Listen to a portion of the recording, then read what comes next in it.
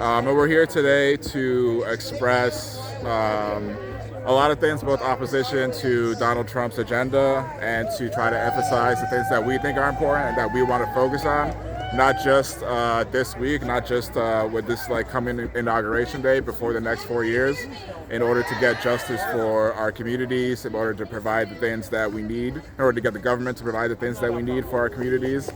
So we're here to emphasize people over profits, to emphasize the need for a working class agenda, as opposed to what's currently being proposed by this sort of billionaire, elite, unelected ruling class that has been put forward as basically the administration, the cabinet of Donald Trump.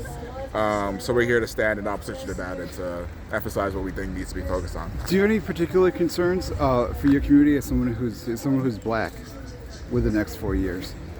I know for me, being gay, it's like this dictator's coming in office. What do you feel like as a minority? I mean, I guess I'm struggling for words myself sometimes to explain to people what it's like to be a minority and to have this oncoming, why we're out here doing this stuff, why it's important to,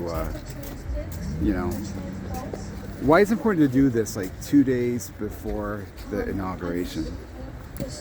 Well, it's important to do it 2 days before this inauguration because we've seen in particular the kind of racism and vitriol that's being put forward as a pillar of the Trump campaign and administration. We see them talking about mass deportations on day one. We see them talking about trying to take us back to really retrograde policies around immigration and things like that. And we know that actually, we don't believe that Trump's agenda actually represents what Americans really need or want.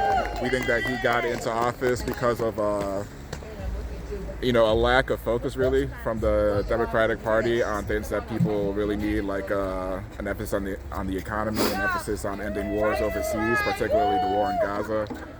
So it's important to come here. As a black person, I feel the danger of being a minority in this country every day, regardless of who's the president. But we know that with the kind of rhetoric that's been emphasized in this particular administration and this campaign season leading up to this, that it's something that we all have to be aware of. We already saw what happened 8 years ago when Trump took office, the increase in sort of open racism and open expression. They've really succeeded in shifting the narrative a lot to the right and a lot in a worse place than it should be. And so that's kind of what we need to focus on, is recapturing that and getting people to come out and speak to what they actually believe instead of being intimidated or scared by some of the vitriol coming from people on the right.